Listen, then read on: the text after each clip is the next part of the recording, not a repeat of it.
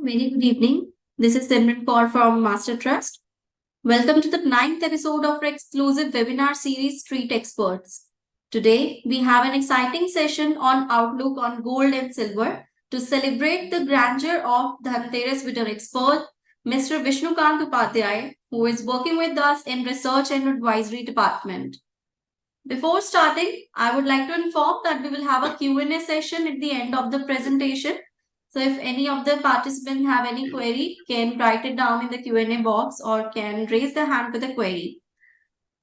So now I would like to hand over the call to our expert, Mr. Vishnukant Upadhyay. Thank you. Thank you, Simran. Good evening, everyone. Should we wait for a few minutes to join more participants? Okay, guys, we are going to start the session. Thank you very much for your patience and joining this session on gold and silver outlook.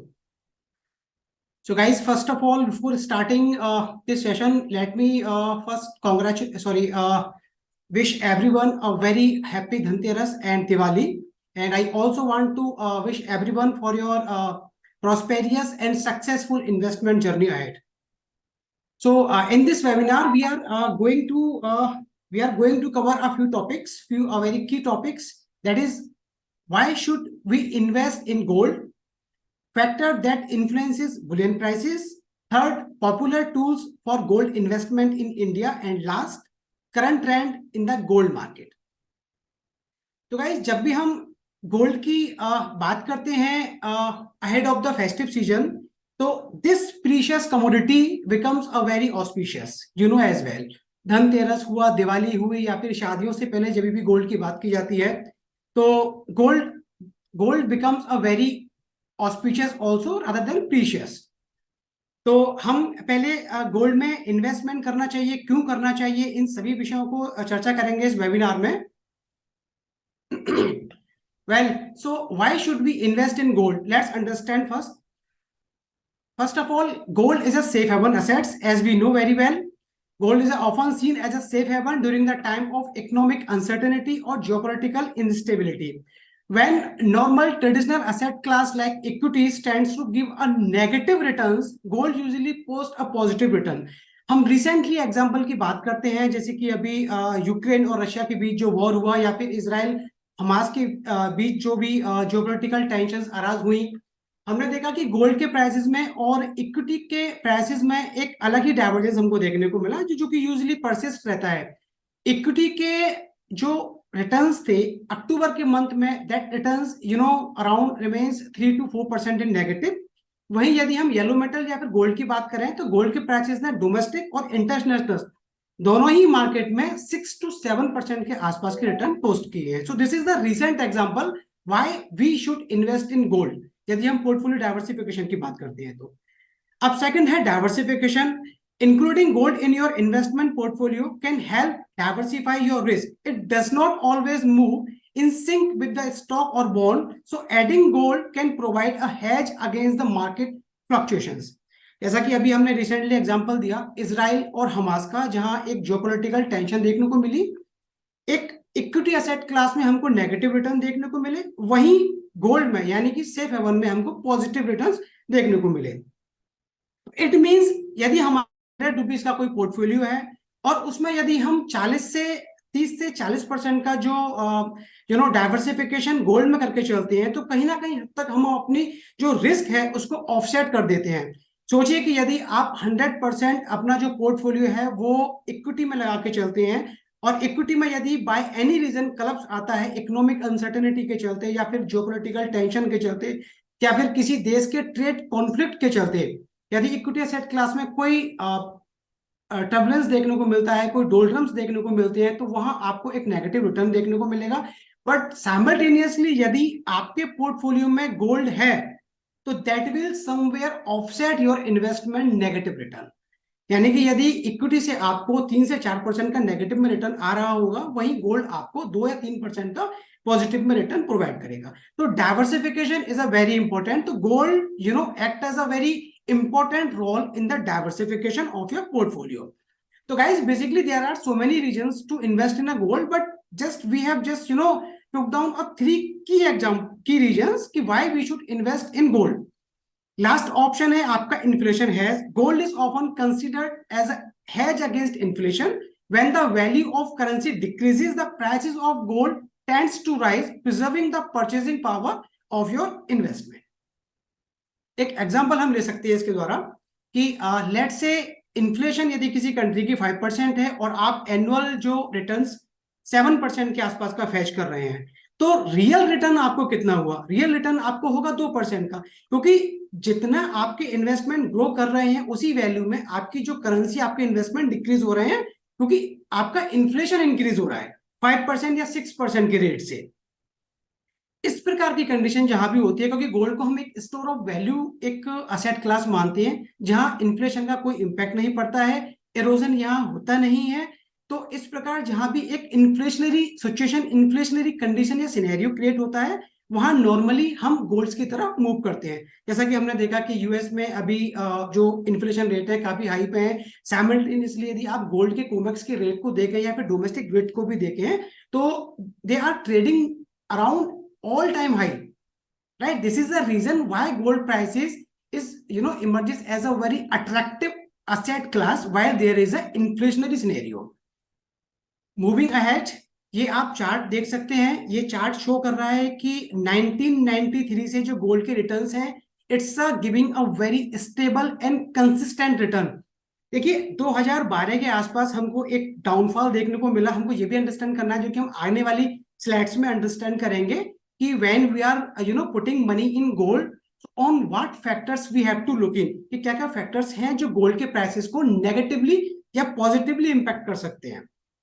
तो आने वाली slides में हम उस चीज को समझेंगे. But जैसा कि आप यहाँ अभी एक सिग्निफिकेंट फॉल प्राइसेस में देखने को जो मिल रहा है, जो कि मैंने एक एरो से आपको इंडिकेट किया है कि 2012 से लेके 2016 या 17 के आसपास का डिक्लाइन है.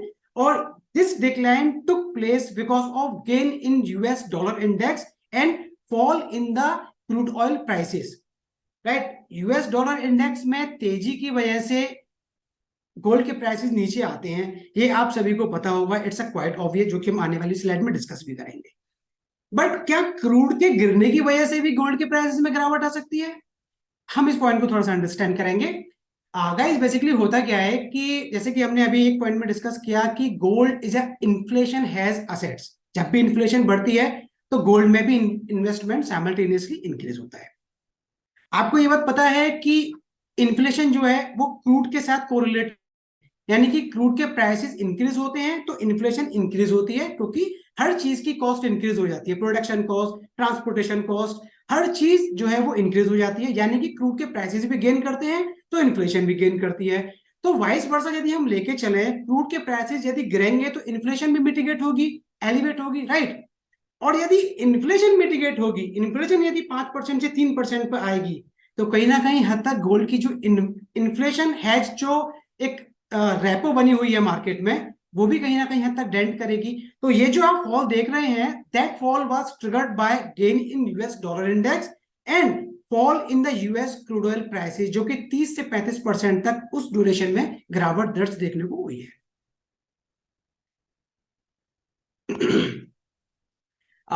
Basically, this slide is showing that from since 1977 to 2003 कि गोल्ड के रिटर्न्स क्या रहे हैं और क्या नहीं रहे हैं. ये बेसिकली कोमेक्स गोल्ड का ग्राफ है, क्योंकि इंडियन मार्केट में चार्ट्स इतने बैक के अवेलेबल नहीं थे. तो as you can see here, the returns in the yellow metal remains a very stable. कुछ ही ईयर ऐसे थे बीच में जहां आपको नेगेटिव में रिटर्न्स देखने को मिले, but most of the time you are witnessing that yellow metal is posting a returns in positive territory, right? Moving ahead. Well, so जैसे कि हमने अभी लास्ट वाले स्लाइड्स में डिस्कस किया था कि before investing in gold we have to understand कि क्या फैक्टर्स हैं जो गोल्ड के प्राइसेस को नेगेटिवली और पॉजिटिवली इंपैक्ट करती है. तो गाइस बेसिकली इस स्लाइड में हम समझेंगे what are the factor that influences the bullion prices. Bullions means gold and silver in India.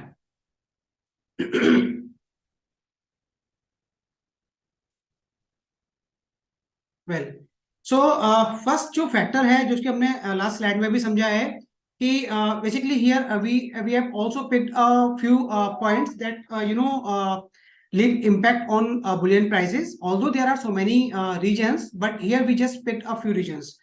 First है इन्फ्लेशन, जो कि हमने लास्ट में डिस्कस किया है कि इन्फ्लेशन जो है वो जब भी इंक्रीज होती है कि गोल्ड के प्राइसेस पर पॉजिटिव इंपैक्ट लीव करती है, क्योंकि गोल्ड को नॉर्मली हम समझते हैं कि ये एक इन्फ्लेशन हैज असेट क्लास है। सेकंड है interest rate, that's a very interesting. काफी लोगों को शायद नहीं पता है कि इंटरेस्ट रेट की जो साइकिल होती है, जब भी किसी कंट्री में इंटरेस्ट रेट बढ़ते हैं, नॉर्मली क्या है कि हम डोमेस्टिक मार्केट की बात करें तो all of the commodities, not only gold, are driven by the global factors. क्योंकि हम जो इंडिया है, it's a import based economy. हम किसी भी कमोडिटी का, चाहे वो कोई भी कमोडिटी हो, क्रूड हो, गोल्ड हो, बेसिकली क्रूड का तो हम ज्यादा ही इंपोर्ट करते हैं, it's a largest commodity in our import basket, and gold is a second largest commodity in our import basket. तो बेसिकली इंडिया जो है वो सेकंड लार्जेस्ट कंज्यूमर भी है गोल्ड का। तो यदि हम गोल्ड के यूएस के पर्सपेक्टिव में बात करें, तो जब भी इंटरेस्ट रेट साइकिल जब इंक्रीज होती है, जब भी इंटरेस्ट रेट साइकिल जब बढ़ती है, तो it leaves a negative impact on the gold prices. क्योंकि जब भी इंटरेस्ट रेट इंक्रीज होता है तो वो बॉन्ड यील्ड को इंक्रीज करता है और इन्फ्लेशन को कूल डाउन करता है, क्योंकि इंटरेस्ट रेट ही जब भी बढ़ाती है सरकार, जब वहां की इन्फ्लेशन एक लिमिट से ज्यादा क्रॉस हो जाती है। So the relationship between the gold prices and the interest rate is a very complex. Generally, when interest rates are low, the opportunity cost of holding gold decreases, making it more attractive. Conversely, higher interest rates can make alternate investment more appealing, leading to a decrease in gold prices. हम यदि यहाँ alternate investment की बात करें, तो gold का जो alternate investment है सेफ हेवन क्लास में, ये यदि हम इक्विटी की बात करें तो equity is a riskier asset class, it does not come in the safe haven class. तो सेफ हेवन क्लास की यदि हम बात करें तो गोल्ड के बाद यदि कोई सेफ हेवन है तो वो है यूएस की ट्रेजरीज।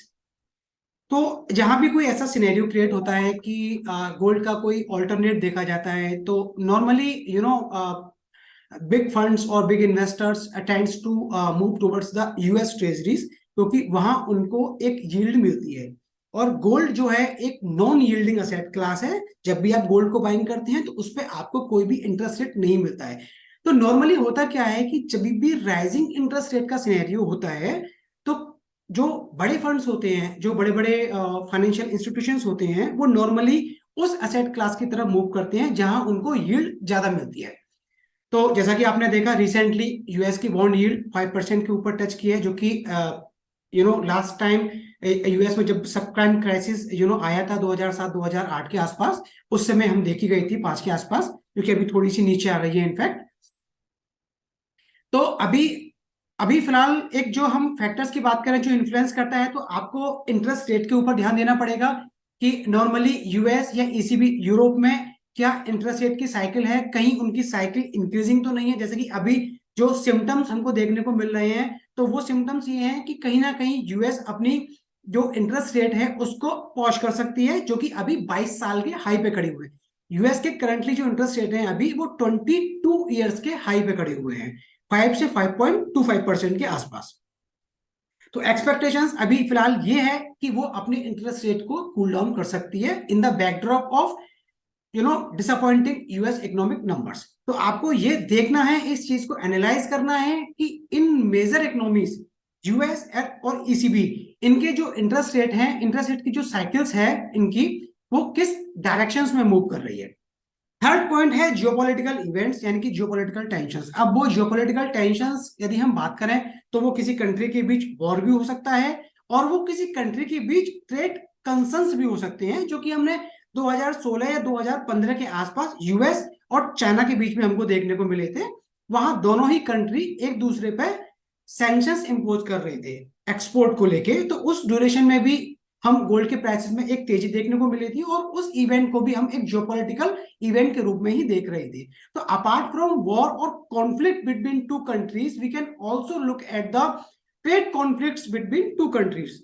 तो अभी जैसे कि इजराइल और हमास का जो वॉर अभी चल रहा है, और इस वॉर के चलते हमने देखा भी, यदि आप देखें तो डोमेस्टिक मार्केट में भी गोल्ड के प्राइसेस ने अक्टूबर के मंथ में 6% के रिटर्न्स दिए हैं, और इंटरनेशनल मार्केट में भी गोल्ड के प्राइसेस ने अराउंड 7% के आपको रिटर्न्स दिए हैं। वहीं रिस्क एसेट क्लास की बात करें तो इस इवेंट में अमिट backdrop of this event equity asset class जो है उसने आपको नेगेटिव रिटर्न्स दिए हैं। तो आपको जब भी आप एक गोल्ड के लिए इन्वेस्टर साबित होते हैं या गोल्ड में इन्वेस्टमेंट करते हैं तो you also have to look at the geopolitical events जो कि अभी फिलहाल मार्केट में चल रहे हैं। Moving to the next slide. Fourth point है यूएस डॉलर इंडेक्स। तो गाइज जैसे कि मैंने अभी थोड़ी देर पहले भी आपको एक्सप्लेन किया था कि इंडिया के कंटेस्ट में यदि हम बात करें तो India is a purely import based economy, gold को हम इंपोर्ट करते हैं, सेकंड लार्जेस्ट हम कंज्यूमर हैं। तो यूएस डॉलर का मूवमेंट हमारे लिए काफी इंपैक्ट लीव करता है। Basically the value of the US dollar in particular has a significant impact on gold prices. When the dollar strengthens, gold prices often fall, and when it weakens, gold prices tends to rise. इसका reason ये है कि normally क्या है कि US dollar is a vehicle currency, most of the trade globally took place in dollar, ये आपको पता है अच्छी तरीके से। तो जब भी डॉलर के प्राइसेस स्ट्रेंथ होते हैं against the basket of 6 major currency और किसी भी करेंसी के अगेंस्ट, तो उनकी जो इंपोर्ट पावर होती है, इंपोर्ट पावर जो होती है उस कंट्री की, वो वीक हो जाती है। फॉर एग्जांपल के लिए आप इंडिया का एग्जांपल ले लीजिए।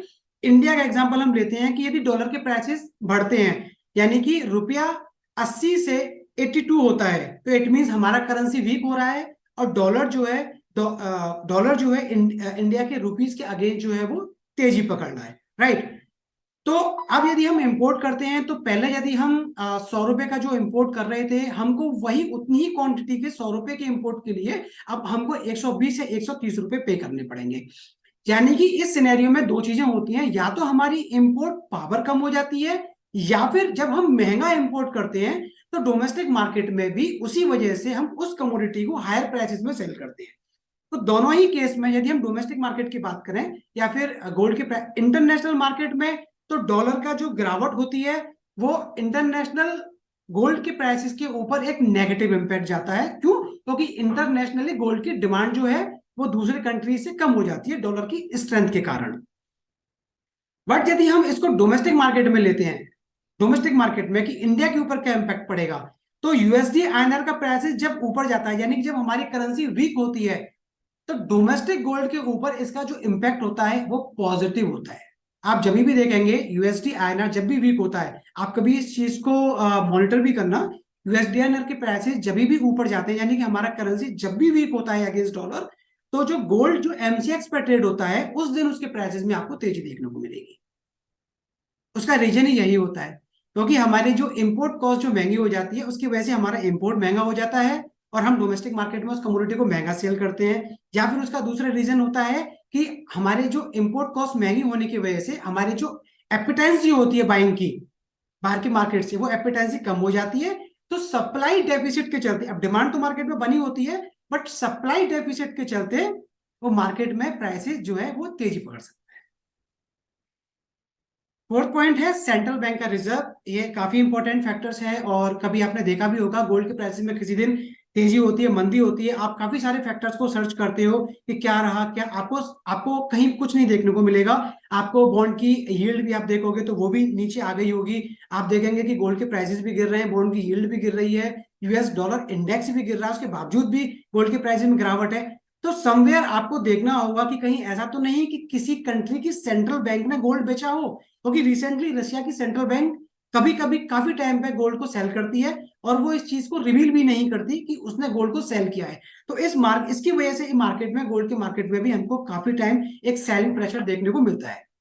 तो सेंट्रल बैंक का जो रिजर्व होता है गोल्ड का, it also leaves a very impact on the gold prices. सबसे लास्ट पॉइंट है ज्वेलरी एंड इंडस्ट्रियल डिमांड। तो यदि हम इंडियन कंटेस्ट की बात करें तो ahead of the festive season जहां ज्वेलरी की डिमांड इंक्रीज हो जाती है, उस समय हम डोमेस्टिक मार्केट में यूजली एक थोड़ी सी तेजी देखने को मिलती है।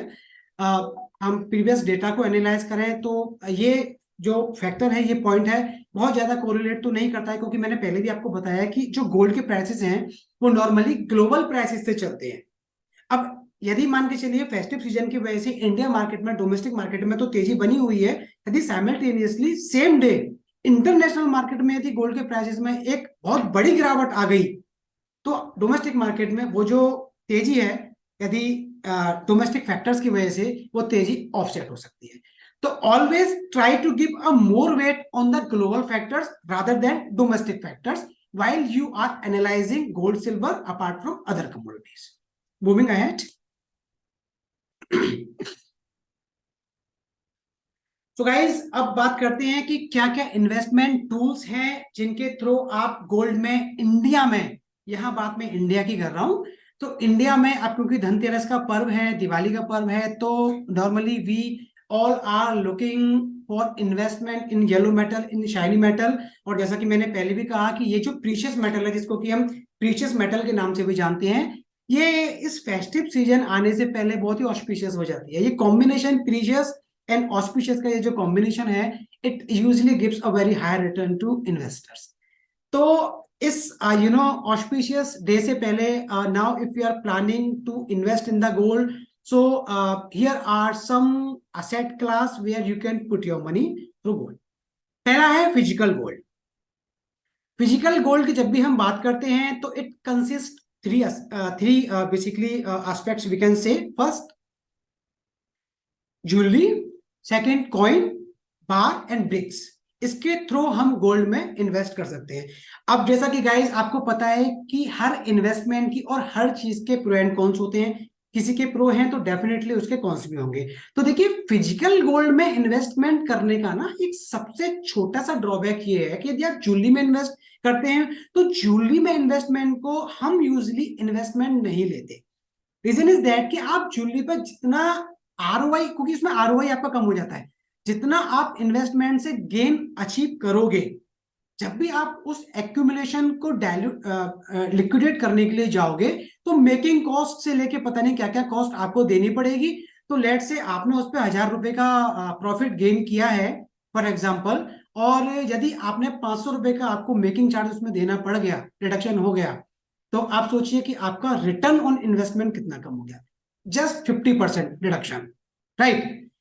इसके अलावा यदि हम बात करें कॉइन्स की, हम बात करें ब्रिक्स की, तो that is very good investment asset class. But इसका एक ड्रॉबैक ये है कि सेफ्टी मेजर, सेफ्टी कंसर्न्स आते हैं। आप यदि आपने लेट से आपने 100 ग्राम की कोई ब्रिक्स खरीदी, आप उसको घर में रखते हैं तो सेफ्टी मेजर्स आपको फेस करने पड़ेंगे। यदि आप उसको किसी बैंक की वॉल्ट में रखते हैं तो वहां आपको चार्जेस देने पड़ेंगे, तो यहां भी आपका आरओआई कम हो गया। तो फिजिकल गोल्ड में इन्वेस्टमेंट करने के लिए आपको जरूरत है कि गोल्ड के प्राइसेस एक ट्रिमेंडस गेन आपको प्रोवाइड करें, जो कि हो भी सकता है और नहीं भी हो सकता है। यू नेवर नो कि आने वाले 5 सालों में गोल्ड के प्राइसेस आपको 50% का रिटर्न देंगे, या फिर आपको 60% का रिटर्न देंगे, और या फिर आपको ओनली 14 to 15% का रिटर्न देंगे। अब सेकंड इन्वेस्टमेंट असेट की बात करते हैं, तो ये है आपका gold exchange traded fund, ETF की, जो कि हम एनएससी पर ट्रेड होते हैं। गोल्ड वीज है, एचडीएफसी का है, यूटीआई का है, और एसबीआई, काफी सारे फंड्स जो ट्रेड होते हैं। इसमें आपको एक ड्रॉबैक, ये गोल्ड ईटीएफ काफी अच्छा इन्वेस्टमेंट असेट क्लास है। ये डायरेक्ट इसके जो प्राइस फ्लक्चुएशंस होते हैं वो गोल्ड के प्राइसेस से होते हैं। थोड़ा सा एक ये है कि आपको एक्सपेंस रेशियो 1% के आसपास का इसमें पे करना। थर्ड है आपका सवरेन गोल्ड बॉन्ड। गाइस इसके बारे में हम थोड़ा सा बाद में चर्चा करेंगे। तो फोर्थ पे आते हैं आपका गोल्ड सेविंग स्कीम्स। तो मुझे लगता है कि काफी सारे जो इन्वेस्टर्स हैं वन सेकेंड,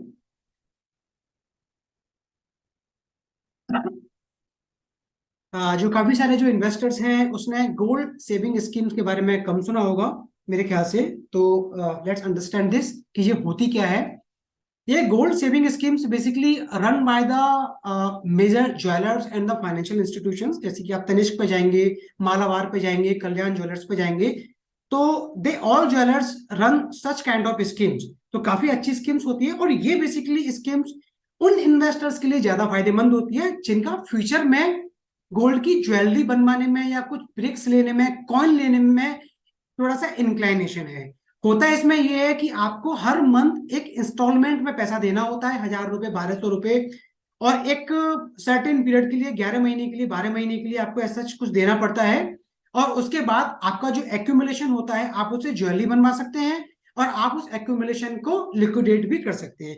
अब हर ज्वेलर का, हर फाइनेंशियल इंस्टीट्यूशन का अपनी खुद की एक पॉलिसी होती है उस पॉलिसी को रन कराता है। तो ये एक प्रोडक्ट है, उनकी क्या पॉलिसी है ये जानने के लिए आपको उनके ही शोरूम में विजिट करना पड़ेगा। But yes, this is a very lucrative investment asset class. Fifth है सॉरी आपका गोल्ड म्यूचुअल फंड्स। तो गाइज जैसे कि आप म्यूचुअल फंड में डायरेक्ट इक्विटीज में इन्वेस्ट करते हो, similarly you can put money in gold mutual funds through gold, right. आप उनमें होता क्या है कि आपके जो फंड मैनेजर्स होते हैं वो आपके जो पैसे को, आपके जो कॉर्पस को वो लगाते हैं उन कंपनी में जो डायरेक्ट गोल्ड मार्केट से रिलेटेड करती हैं या फिर माइनिंग सेक्टर से रिलेट करती हैं। तो ये भी सिमिलरली एक इक्विटी की तरह ही है। एग्जिट, इसमें भी आपको एग्जिट और सब कुछ लोड देना पड़ता है। फोर्थ है आपका डिजिटल गोल्ड। ये थोड़ा सा अनसेफ है। बेसिकली क्या है कि डिजिटल गोल्ड की यदि हम बात करें तो ये इसका कोई रेगुलेटर्स नहीं है करेंटली इन इंडिया, क्योंकि डिजिटल गोल्ड जो है it does not fall in the purview of SEBI, neither it fall in the purview of SEBI nor RBI. SEBI के जो प्रव्यू में आता है वो एक्सचेंज ट्रेडेड फंड्स आते हैं, म्यूचुअल फंड्स आते हैं। वहीं आरबीआई के में आता है सवरेन गोल्ड बॉन्ड। तो डिजिटल बॉन्ड जैसे कि आपने देखा होगा, आप पेटीएम के थ्रू इन्वेस्ट कर सकते हो, आप फोन पे के थ्रू इन्वेस्ट कर सकते हो और छोटा सा अमाउंट भी कर सकते हो, 100 रुपए से लेके 500 रुपए का, 2,500 रुपए का। तो इसका फिलहाल अभी कोई रेगुलेटर नहीं है, इसका कोई वॉचडॉग नहीं है। तो इसमें इन्वेस्टमेंट थोड़ा सा रिस्की हो सकता है। सेबी नॉर्मली यही कहती है कि इसके इन्वेस्टमेंट थोड़ी सी रिस्की है, तो यूजुअली वो एक अवेयरनेस प्रोग्राम भी चलाते हैं इसको लेके। तो ये एक इन्वेस्टमेंट असेट क्लास है। But if you are planning to investment through digital gold, then you have to take decision carefully. सबसे लास्ट जो इन्वेस्टमेंट असेट क्लास है वो है आपका गोल्ड फ्यूचर्स। तो गोल्ड फ्यूचर सिंपल है, आप जानते ही हैं, एमसीएक्स पे, एनसीडीएक्स पे ट्रेड होते हैं, डिलीवरी बेस्ड होते हैं ये। इनका एक छोटा सा ड्रॉबैक ये है कि इनमें मार्जिन थोड़ा ज्यादा देना पड़ता है। कि आप 1 किलो के गोल्ड में ट्रेड करोगे या आप 100 ग्राम के गोल्ड में ट्रेड करोगे तो मार्जिन मनी इसमें काफी होता है। तो इसकी वजह से ये एक investment point of the view से एक ल्यूक्रेटिव असेट क्लास नहीं है। गोल्ड फ्यूचर को नॉर्मली हम एक ट्रेडिंग असेट क्लास के रूप में लेते हैं। तो गाइस जैसा कि सवरेन गोल्ड बॉन्ड की हम बात कर रहे थे, इसको मैंने स्किप किया था कि इसके बारे में थोड़ा सा विषय में चर्चा करेंगे। तो फिलहाल आपके स्क्रीन पर जो there is currently 7 investment tools where you can put your money, and among these 7 I prefer to put your money in sovereign gold bond. सबसे बड़ा एडवांटेज एसजीवीज का ये है, ये आरबीआई के थ्रू होता है। There is no any kind of credit risk kind of in this sovereign gold bond. Advantage कि आपको 2.5% का रिटर्न एनुअली मिलता है, जो कि आपको एनुअल मिलता है, जो कि आपको सेमी एनुअल बेसिस पे प्रोवाइड किया जाता है। मैटर नॉट कि गोल्ड के prices is are moving towards north और टुवर्ड्स साउथ, इससे कोई मतलब नहीं है। आपने इन्वेस्टमेंट किया है, आपको उस इन्वेस्टमेंट पे 2.5% का रिटर्न मिलेगा ही मिलेगा। कंपेयर करें हम यदि इसको फिजिकल गोल्ड से या फिर ईटीएफ से, यदि गोल्ड के प्राइसेस नीचे आते हैं तो आपका जो इन्वेस्टमेंट है उसके प्राइसेस भी आपके नीचे आएंगे। बट गोल्ड बॉन्ड में यदि हम बात करें तो आपको 2.5% का रिटर्न उस पर मिलना ही मिलना है। इसके अलावा जो सबसे अच्छी बात है इसकी वो ये है कि इसमें जो इन्वेस्टमेंट है वो मैच्योरिटी है 8 साल की, पर आप 5 साल के बाद अपने इन्वेस्टमेंट को निकाल सकते हैं। अब many of you are thinking that कि मैच्योरिटी तो बड़ी हाई है इसकी, 8 साल की और 5 साल की। तो गाइस इसका एक एडवांटेज क्या है? एडवांटेज ये है कि long lasting maturity makes you a more discipline investors. यदि इसकी मैच्योरिटी 1 साल 6 महीने की होती तो आपको फंड की जरूरत है या नहीं, या कुछ कम जरूरत है, उसकी इंपॉर्टेंस कितनी है, उसकी अर्जेंसी कितनी है, आप अपने फंड को लिक्विडेट कर सकते थे। बट क्योंकि यहाँ मैच्योरिटी 8 साल है तो you are bound to do not liquidate your investment. तो ये उसकी एक बहुत ही ज्यादा एक एडवांटेज मैं समझता हूँ पर्सनली, क्योंकि आपको यदि डिसिप्लिन इन्वेस्टर्स बनना है तो आपको उस एसेट क्लास में पैसा लगाना होगा जिसकी मैच्योरिटी जो है वो एक लॉन्ग टर्म के लिए होती है। तो guys these are the very few popular investment asset class in gold, जहां पे आप अपने गोल्ड को पार्क, अपने इन्वेस्टमेंट को गोल्ड के थ्रू पार्क कर सकते हैं। मैं दोबारा रिपीट करता हूं। पहला है फिजिकल गोल्ड, आप गोल्ड कॉइन है, ज्वेलरी है, आप ब्रिक्स हैं उसके थ्रू इन्वेस्टमेंट कर सकते हैं। गोल्ड ईटीएफ के थ्रू इन्वेस्टमेंट कर सकते हैं, गोल्ड बॉन्ड के थ्रू इन्वेस्टमेंट कर सकते हैं, गोल्ड सेविंग स्कीम के through, mutual fund, digital gold and gold future के थ्रू आप गोल्ड में इन्वेस्टमेंट इंडिया में कर सकते हैं। Moving to next slide. Now the last slide, कि what is the outlook of gold and silver. तो बेसिकली गाइस सिल्वर के बारे में हम थोड़ा सा बात नहीं किया हमने इस स्लाइड में, but the fact is that कि silver is basically a industrial metal apart from bullion. Gold जो है it is a purely safe haven, but silver को हम normally safe haven asset class में कंसीडर नहीं करते हैं. और उसका रीजन ये है, और उसका एक छोटा रीजन ये है कि सिल्वर का 70% जो यूज होता है वो एक इंडस्ट्रियल मेटल में यूज होता है. ज्वेलरी में इसका यूज केवल 30% के आसपास का होता है. तो जब भी सिल्वर की बात होती है तो सिल्वर के जो गेन्स है, जब भी आपने देखा होगा सिल्वर का कोमेक्स में ऑल टाइम हाई काफी ऊपर है, और गोल्ड का जो ऑल टाइम हाई है वो 2080 के आसपास का है. तो there is a big difference. Reason ये है कि जब भी इंडस्ट्रियल मेटल में एक गिरावट होती है, इंडस्ट्रियल मेटल में गिरावट जब भी होगी जब इकोनॉमिक्स में थोड़े से डोल्ड्रम्स होंगे या फिर इकोनॉमी वीक होगी. तो इसलिए हम ऑलवेज सिल्वर एंड गोल्ड को एक बुलियन असेट क्लास में तो ये आते हैं, पर जब भी हम इन्वेस्टमेंट की बात करते हैं तो हम इन दोनों ही असेट क्लास को या दोनों ही इंस्ट्रूमेंट्स को एक साथ क्लब नहीं कर सकते. तो यदि हम एक आउटलुक की बात करें कि what is the outlook of yellow metal, कि क्या लग रहा है कि हमको फेस्टिव सीजन से पहले गोल्ड में इन्वेस्टमेंट करना चाहिए या नहीं करना चाहिए. तो अभी हमने प्रीवियस स्लाइड्स में समझा कि क्या क्या फैक्टर्स हैं जो गोल्ड के प्राइसेस के ऊपर इंपैक्ट लीव करते हैं, क्या क्या इंस्ट्रूमेंट्स हैं जिनके थ्रू आप गोल्ड में इन्वेस्ट कर सकते हो. तो इन फैक्टर्स को समझने के बाद अभी का फिलहाल जो ग्लोबल इकोनॉमिक सिनेरियो बन रहा है उस सिनेरियो को कंसीडर करते हुए तो हम ये कह सकते हैं कि गोल्ड जो है आने वाले टाइम में थोड़ा सा फर्दर ग्लिटर करेगा. यानी कि गोल्ड की जो शाइन है, इस शाइनी मेटल की जो शाइन है is going to be glitter further in days to come. The main reason is कि इन्फ्लेशन कंसर्न्स तो मार्केट में बने हुए हैं, there is no doubt. Europe में भी थोड़े से इन्फ्लेशन कंसर्न्स हैं, इंग्लैंड में भी हैं, और सबसे मेन यूएस में है. But simultaneously considering the recent economic release from the US and Eurozone, we can say कि ये जो कंसिस्टेंटली वहां की जो यूएस फेडरल रिजर्व से जो रेट हाइक कर रही है, जो कि अभी 22 ईयर्स के हाई पे अभी खड़ा हुआ है, ये कहीं हद तक मिटिगेट हो सकती है. मुझे लगता है कि उन्होंने इस बात पे फोर्स किया है कि इस साल हो सकता है कि यह स्पेकुलेशन थी डॉट प्लॉट के द्वारा कि इस ईयर यानी कि दिसंबर में एक रेट हाइक फर्दर होगा.